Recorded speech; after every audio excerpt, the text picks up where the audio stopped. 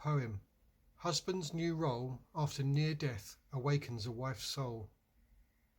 In the course of my working day, I meet many different and interesting souls, and I guess at times I take on many different supporting roles. I must have a face or voice that engenders a rapid kind of trust, as I sell goods over a trade counter when their project needs are sussed. People often share with me a story from their life, and one such fella today spoke of his long-wed wife.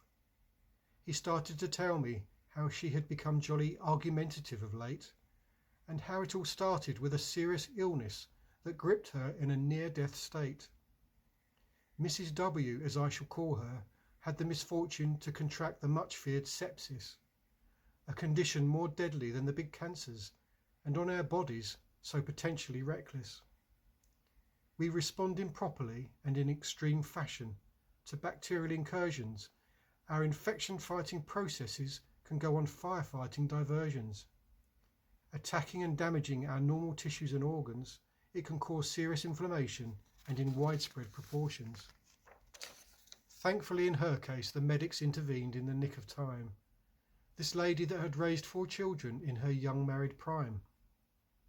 There is a Swedish study on the impact of sepsis on the survivor's post-trauma life, the understanding of which may drastically reduce the patient's ensuing strife. After their initial euphoria that the condition was gratefully survived, shock and anger can follow when they realise they could easily have died. This insight needs to be processed by the patient to reach reconciliation with life after illness, as they contemplate the episode in a state of reflective stillness. The man standing before me now observed his wife to uncharacteristically vow, "Peter, you need to do the cooking too now." And his DIY tasks are now performed under critical, less trusting glare and dismay. "Why are you doing it like that? Why are you doing it that way?" Before the huge scare, my man explains to me, "We had a traditional, typical marriage, can you see? She raised the kids, I worked hard, and she made the meals without due complaint.